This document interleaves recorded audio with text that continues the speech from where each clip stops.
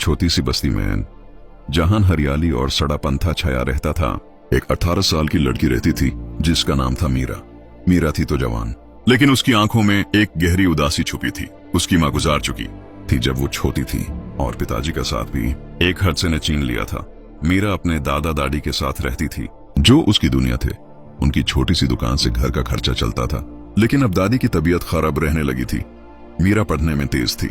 उसका सपना था एक दिन डॉक्टर बनकर अपने गांव के लोगों की सेवा करना, लेकिन गरीबी और जिम्मेदारियों ने उसके सपनों को जैसे कैद कर दिया था। एक दिन गांव के एक बुजुर्ग 60 साल के रामनारायण, जो एक रिटायर्ड फौजी थे, मीरा के घर आए। रामनारायण के दिल में मीरा के लिए एक अलग ही इज्जत थी। वो अक्सर मीरा को अपनी बेटी की तरह देखते थे। उनकी बीवी का देहांत हो चुका था और उनके बच्चे विदेश में अपनी जिंदगी में व्यस्त थे। रामनारायण ने मीरा के दादा दादी से बात की। उन्होंने कहा, मैं मीरा से शादी करना चाहता हूँ। मैं जानता हूँ ये सुनने में अजीब है, लेकिन मैं मीरा को उसकी हर खुशी दूंगा।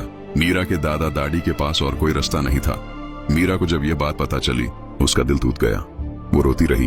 अपने सपनों को छोड़ने का दार्द उसे सहना मुश्किल था, लेकिन जब उसने रामनारायण से बात की, उनकी आंखों में एक सच्चाई और प्यार देखा। रामनारायण ने उससे कहा, मीरा, मैं तुम्हें अपनी बेटी जैसा प्यार दूंगा।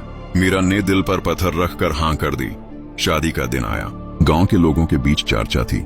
मीरा के दिल में एक तूफान था, लेकिन उसने अपने दादा दादी के चेहरे पर थोड़ी सी राहत देखी। शादी के बाद रामनारायण ने अपना वादा निभाया। उन्होंने मीरा को शहर के एक अच्छे कॉलेज में दाखिला दिलवाया। हर सुबह जब मीरा अपने सपनों के पीछे दौड़ती, रामनारायण उसके लिए एक सहारा बनकर खड़े रहते। वो उसके लिए खाना बनाते, उसकी छोटी छोटी बातों का ख्याल रखते। मीरा के दिल में शुरुआत में एक खालीपन था, लेकिन धीरे धीरे रामनारायण की सच्चाई और प्यार ने उस खालीपन को भरना शुरू किया। एक दिन जब मीरा अपने कॉलेज से वापस आई, उसने देखा रामनारायण चुपके से अपनी पुरानी फौजी तस्वीरें देख रहे थे। उनकी आंखों में आंसू थे। मीरा ने पहली बार उनके पास बैठकर उनकी जिंदगी के किस्से सुने। रामनारायण ने बताया कैसे उन्होंने अपनी जिंदगी देश के लिए समर्पित की। मीरा का दिल पिघल गया। उसने सोचा, ये बुजुर्ग दिल से इतने जावन हैं। वक्त गुजरता गया। मीरा ने अपनी पढ़ाई पूरी की और एक डॉक्टर बनी। गांव वाले अब उसे डॉक्टर मीरा के नाम से जानते थे। नारायण हार्टिन उसके साथ हॉस्पिटल जेट, और जब मीरा लोगों का इलाज करती, वो डर से उसे देखते। एक दिन रामनारायण की तबीयत खराब हो गई। मीरा ने अपने हॉस्पिटल में उनका इलाज शुरू किया, लेकिन उनका दिल कमजोर हो चुका था। अपनी आखिरी सांसों में रामनारायण ने मीरा का हाथ पकड़ा और कहा, तुमने मुझे जिंदगी जीने का मौका दिया मीरा। रामनारायण के जाने के बाद मीरा रोई, लेकिन उसके दिल में एक सुकून था।